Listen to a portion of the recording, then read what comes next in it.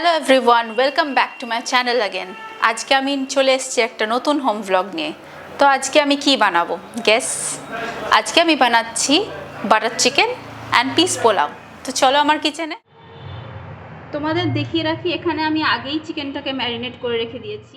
আজকে আমার কাছে চ্যালেঞ্জ এসছে পিস পোলাও আর বাটার চিকেনটা 30 মিনিটসের মধ্যে বানানোর জন্য। আর এই চ্যালেঞ্জটা আমি নিজে করেছি।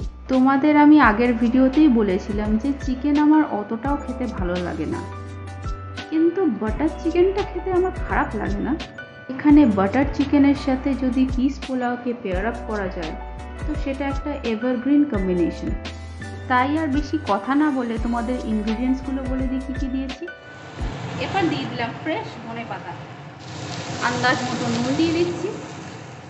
এখানে বাটার চিকেন বানাতে যেসব ইনগ্রিডিয়েন্টস লাগে, যেমন পেঁয়াজ, রসুন, আদা, টমেটো, ধনেপাতা, কাজু, কিশমিশ, এগুলো আগের থেকে তেলে সটে করে রেখে দিচ্ছি। কাশ্মীরি রেড চিলি পাউডার একটু দিয়ে দিচ্ছি, কালারটাও সুন্দর আসবে।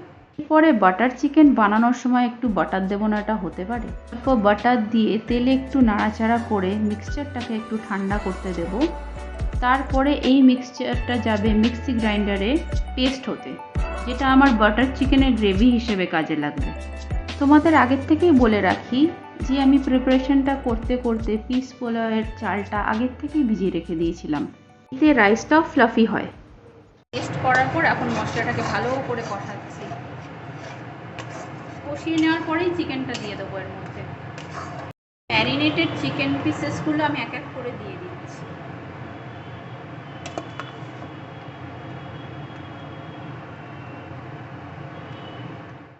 চিকেনটা কষে যাওয়ার পরেই গরম জল দিয়ে হালকা করে নাড়াচাড়া দিয়ে ঢাকা দিয়ে দেব।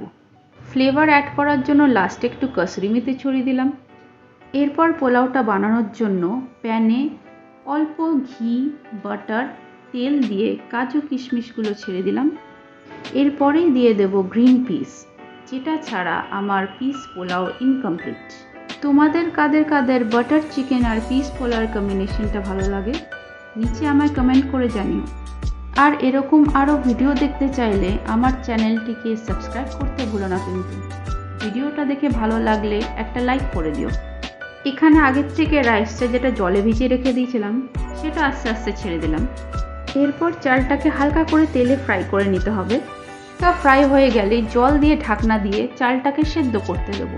তারপরেই আমার রেডি পিস পোলাও আর বাটার চিকেন। তো finally butter chicken and piece pulao ready. তো এবার টেস্ট করার পালা, চলো লেটস টেস্ট।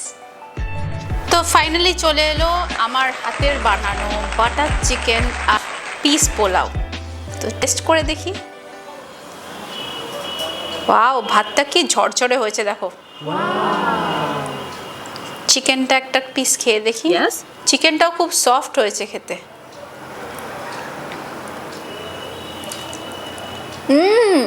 ইয়ামি।